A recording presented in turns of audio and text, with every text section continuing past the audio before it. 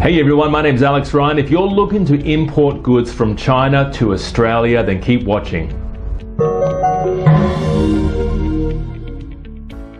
Welcome back everyone. So glad to have you here with us. My name's Alex Ryan and I've been for the last 8 years now teaching people how to import from China to Australia. We've held seminars and coaching programs. We've got a lot of products, a lot of free videos out there as well. If you want a free video series, check out our website. But today's topic is how do you go about doing it? First step is you need to find the hot product. That's number one. You've got to find a product that people want, that's ethical, that's safe. All right, we've had a lot of horror stories out there about people importing electrical lamps, lava lamps that explode, baby cots. If you import anything related to baby, there's a lot of problems as well because you've got to make sure it's all safe. It's got to be all approved by all these safety manufacturers and all that.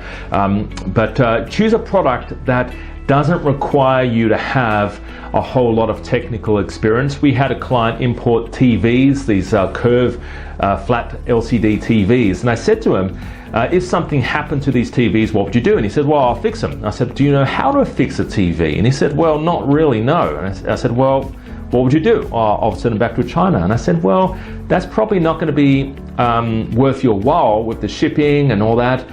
You know what the Chinese will do, the manufacturers, they usually have a 12-month warranty, by the way, on all their goods. They'll send you the parts so you can do it. But do you know how to do it? He goes, no. Well, I said, well, don't import the TVs because it's not will it happen, it's when it will happen. You will have your garage or your warehouse full of broken TVs that can't be repaired, and you've got to hire a specialist, an engineer or someone, a mechanical person to come in and fix those darn TVs. So if you're not in the TV business, if you don't understand them, probably not best to import them. And he's like, yes.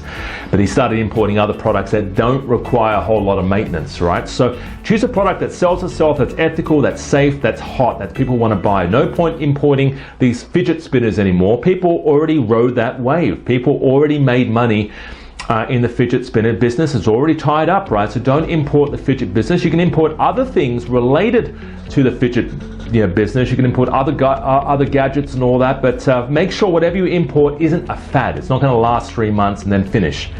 You want to import something that's sustainable, that's going to have long-term growth, that's going to have people always wanting to buy, that fulfills a need in society that people are always going to have, right? So you want to have whatever you import, make sure that it's it fits that. Couple of quick tips on finding products to import from China to Australia is find products that are lightweight. That's usually good because shipping from China will be cheaper. Shipping to your customers, whether you sell it on Amazon or eBay or your own website, shipping overall will be cheaper if it's lightweight. If it's heavy, and well, obviously you're going to charge them shipping, but if it's heavy, make sure it's worthwhile. There's enough margin in the product to make it worth your while. You don't want to be importing a product and you're only making $5 on it, where you have to ship it, lift it, transport it, all that sort of stuff.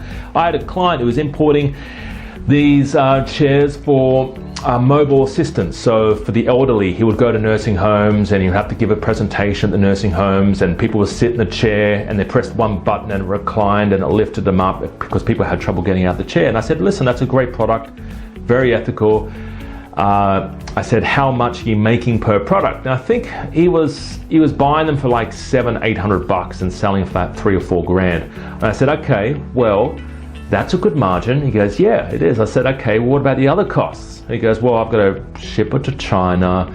I've got to have a truck transport it to my warehouse. I've got to go all around on the road show around Australia, talking to nursing homes, talking to clients, trying to sell these chairs. I leave it for 30 days for a 30-day free trial, and then if they don't like it, I'm going to pick it up. And I said, yeah, I'm going to think about that. And at the end of the day, he stuck with the product, but at the end of the day, you're running around all around Australia. He was a team of one, by the way, so that wasn't good. It wasn't good for him. And also he had sciatica. He had a bad nerve in the back. His spine was being pinched by another nerve. So yeah, just be wary of that. Like if you're a one-man show, make sure that you don't have to do a lot of traveling and do all that kind of stuff, right? But importing from China to Australia, we're actually one of the cheapest places to import to, right? If you're importing to USA or London and stuff, well, we're closer, so the shipping costs are actually quite cheaper as well. So it's actually good to import to Australia. We're very lucky to being here. Yeah, make sure that you're doing your due diligence when you contact the suppliers as well. I think a lot of Aussies don't really particularly do that. You know, just because we're ethical and we're moral doesn't mean they're going to be moral and ethical as well. So make sure you don't send a whole lot of money. If they ask you to pay by Western Union, say no. Never contact them again. There's a good chance that they are not reputable. And head over there. Go to China. Meet the supplier. If you're spending 10 grand on an order, buy a cheap Scoot flight or Tiger Airways flight, go to Kuala Lumpur, change there, go to Guangzhou, go to Beijing, wherever the supplier is, meet them, because you'll find you'll get a better price when you meet them face to face, and you will also ensure that the factory does exist and that you're not going to get ripped off. So guys, hopefully you enjoyed today's video. If you're looking for more information, check out our website. We've got a lot of free materials there, our YouTube channel, but also we have been mentoring people, training people and coaching them how to import from China, how to choose their products, how to avoid getting scammed on Alibaba, and how to start a thriving import-export business. If that sounds like you and you want to import from China and you want to start a business online and you want to basically be ethical. We're only looking for ethical people here who want to sell good quality products and make a bit of money. Then contact us today. Our number's on the screen there, 02-8003-7534. And if you're looking to do that, whatever the reason is, whether you want to have time freedom, whether you're sick of your job, your 9-to-5 job, if you're sick of being in commutes on the trains or stuck in traffic, if you hate your boss and you want to show him where to put it or show him where to shove it or just basically fire him, then start a business. Start an import and export business, choose a hot product, but get guidance. You do not want to make the mistake of, and it's importing, you can make mistakes, and mistakes are quite expensive. So if you're going to send, if you want to start a business and you're going to send money overseas, make sure you get the guidance. Our fees are very, very inexpensive and cheap compared to others. Give us a call, check out our website for more details. Guys, thank you for joining in today. Thanks for tuning in. Talk to you real soon. My name is Alex Ryan. Talk to you real soon. See you later.